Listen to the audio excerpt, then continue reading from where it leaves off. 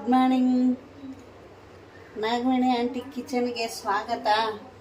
ನಾನು ಇವತ್ತು ಮಾಡೋದು ಏನಪ್ಪ ಅಂದರೆ ಪುಂಡೆ ಪಲ್ಯ ಸಾರು ಮಾಡ್ತಾಯಿದ್ದೀನಿ.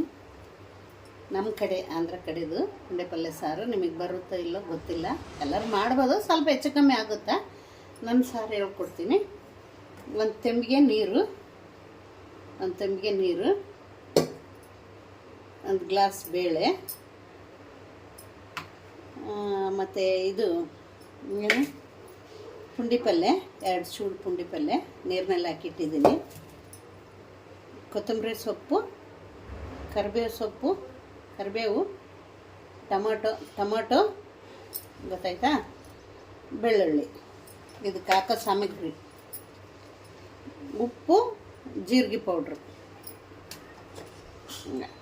ಸಾರಿ ಉಪ್ಪು, ಇದು ಎದ್ರದ್ದು ಧನಿಯಾ ಪೌಡ್ರು. ನಾನು ಒಂದು ಸ್ವಲ್ಪ ಧನಿಯಾ ಪೌಡ್ರ್ ಹಾಕ್ತೀವಿ ನಾವು. ಹಸಿಮೆಣ್ಸಿನ್ಕಾಯಿ, ಜೀರಿಗೆ, ಹುಣಸೆಹಣ್ಣು, ಇಷ್ಟೇ ಇದಕ್ಕೆ ಹಾಕೋ ಸಾಮಗ್ರಿ. ಕರಿಟ್ಬಿಟ್ಟು ಒಂದು ತೆಂಗಿನ ನೀರು ಹಾಕಿ ಇವೆಲ್ಲ 1 by 1 ಇದಕ್ಕೆ ಹಾಕೋದು. ಬೇಳೆ, ಹಸಿಮೆಣ್ಸಿನ್ಕಾಯಿ, ಜೀರಿಗೆ, ಹುಣಸೆಹಣ್ಣು,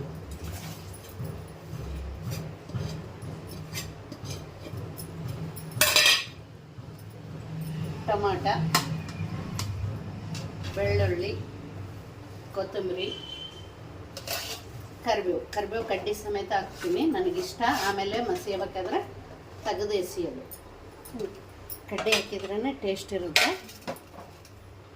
ಉಪ್ಪು, ಧನಿಯಾ ಪೌಡ್ರು, ಅರಿಶಿನ ಪುಡಿ ಹಾಕ್ಬೇಕು. ಸರಿ, ಮತ್ತೆ ಅರಿಶಿನ ಪುಡಿ ಹಾಕಿಲ್ದಂಗಿದ್ದೀರಿ.